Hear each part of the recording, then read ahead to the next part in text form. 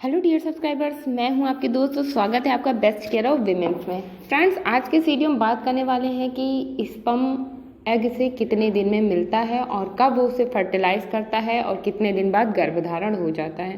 क्योंकि हर वो महिला जो प्रेग्नेंट होना चाहती हैं वो एक एक दिन का इंतज़ार करती हैं, उस दिन का जब उनका प्रेगनेंसी टेस्ट पॉजिटिव आ जाए और वो सक्सेसफुली गर्भधारण कर ले।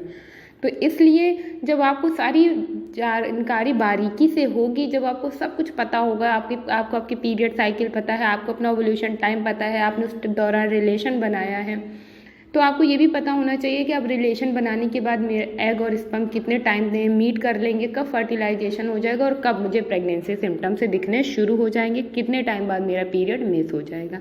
तो अगर आपको ये सारी चीज़ें पता होंगी तो आप आराम से अपना प्रेगनेंसी डे तक कैलकुलेट कर सकती हैं।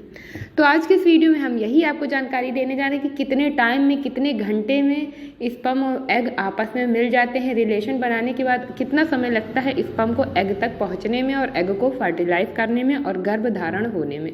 तो ये सारी जानकारी आज के इस वीडियो में मिलेगी। वीडियो बहुत यूजफुल है, प्लीज़ पूरा ज़रूर देखिएगा। पसंद आए तो please best care of women's को सब्सक्राइब करिएगा, क्योंकि महिलाओं से जुड़ी हुई सभी समस्याओं का समाधान इस वीडियो पे आपको मिलेगा। चलिए हम अपना वीडियो स्टार्ट करते हैं। पीरियड्स जो होता है वो महिला का बहुत प्रमुख हिस्सा होता है, उनके प्रेगनेंसी से जुड़ा होता है। क्योंकि अगर पीरियड्स रेगुलर नहीं होते हैं, बहुत ज़्यादा इरेगुलर होते हैं या फिर दवाई खाने पर ही सिर्फ पीरियड्स आते हैं, तो गर्भधारण में बहुत मुश्किलों का सामना भी करना पड़ता है। बट अगर आपके पीरियड्स बिल्कुल ठीक है, रेगुलर है, तो आपका ओव्यूलेशन भी बिल्कुल समय से होगा, टाइम से होगा। ओव्यूलेशन जो होता है ये पीरियड के 12वें दिन से 20वें दिन के बीच का समय होता है। ये 8 दिन की फर्टाइल विंडो होती है। जब आप एक हफ्ते तक अल्टरनेट डेज पर रिलेशन बनाएंगे तो आपके गर्भधारण के 99% चांसेस बढ़ जाते हैं। पीरियड के 12वें दिन से, जो आपके पीरियड का फर्स्ट डे आप उससे काउंट करेंगे तो आपके पीरियड का जो 12वां दिन आएगा और पीरियड के 20वां दिन, ये 12वें से लेकर 20वें दिन के बीच में आपको रिलेशन बनाना है गर्भधारण करने के लिए। अब अगर आपने ओव्यूलेशन टाइम पे अपने प्रॉपर रिलेशन बनाया है, 1 वीक तक एक दिन छोड़ के एक दिन अगर आपने रिलेशन बनाया है, तो स्पर्म जो है वो महिला की योनि में जाने के बाद 5 दिन तक जिंदा रह सकता है। अगर बहुत अच्छी क्वालिटी का स्पर्म है तो वो 5 दिन तक जीवित रहेगा। और महिला का एग जो है वो ओवरी से रिलीज होने के बाद 12 से 24 घंटे तक की लाइफ होती है उसकी। 12 से 24 घंटे में अगर उसको स्पर्म मिल जाता है तो दोनों का फर्टिलाइजेशन हो जाता है। एम्ब्रियो जाके यूट्रस की लाइनिंग से महिला की चिपक जाता है और वहाँ पर सक्सेसफुल गर्भधारण हो जाता है, प्रेगनेंसी की शुरुआत हो जाती है। लेकिन अगर इस 12 से 24 घंटे में जब एग रिलीज़ हुआ है उस दौरान अगर उसको स्पर्म नहीं मिलता तो डेथ हो जाती है एग की। फिर स्पर्म अगर योनि में मौजूद भी है तो उसका कोई मतलब नहीं रहता है, क्योंकि फिर इसके बाद अगर एक बार एग की डेथ हो गई तो फिर से आपको अगले महीने प्रेगनेंसी के लिए ट्राई करना होगा। अब अगर स्पर्म और एग का मीट हो जाता है तो उसके बाद कितनी देर में एग फर्टिलाइज्ड होता है और स्पर्म कितने टाइम में एग तक पहुंचता है। तो जब भी आप रिलेशन बनाते हैं तो 6 से 8 घंटे का समय लग सकता है जब स्पर्म एग तक पहुंचता है, क्योंकि स्पर्म को एग तक पहुंचने के लिए बहुत लंबा रास्ता तय करना पड़ता है। वेजाइना के अंदर इंसर्ट होने के बाद जब पुरुष का सीमेन जब महिला की योनि में इंसर्ट हो जाता है उसके बाद स्पर्म की रेस शुरू होती है। मिलियंस ऑफ स्पर्म होते हैं, अरबों स्पर्म होते हैं जो दौड़ लगाते हैं एक एग को फर्टिलाइज करने के लिए। उसमें से सारे स्पर्म अच्छी क्वालिटी के नहीं होते, सिर्फ कुछ ही स्पर्म होते हैं जो अच्छी क्वालिटी के होते हैं। बाकी जो स्पर्म दौड़ में लगे होते हैं उनकी डेथ तो रास्ते में ही हो जाती है। कुछ अच्छी क्वालिटी के स्पर्म होते हैं जो आगे दौड़ शुरू करते हैं, लेकिन एग के नज़दीक पहुँचते पहुँचते उनकी भी डेथ हो जाती है। और एक स्पर्म होता है जो सबसे बेस्ट क्वालिटी का होता है। इन सैकड़ों, इन अरबों स्पर्म्स में एक कोई स्पर्म होता है जो सबसे बेस्ट क्वालिटी का होता है, वही जा कर के एग को फर्टिलाइज करता है और गर्भधारण शुरू होता है।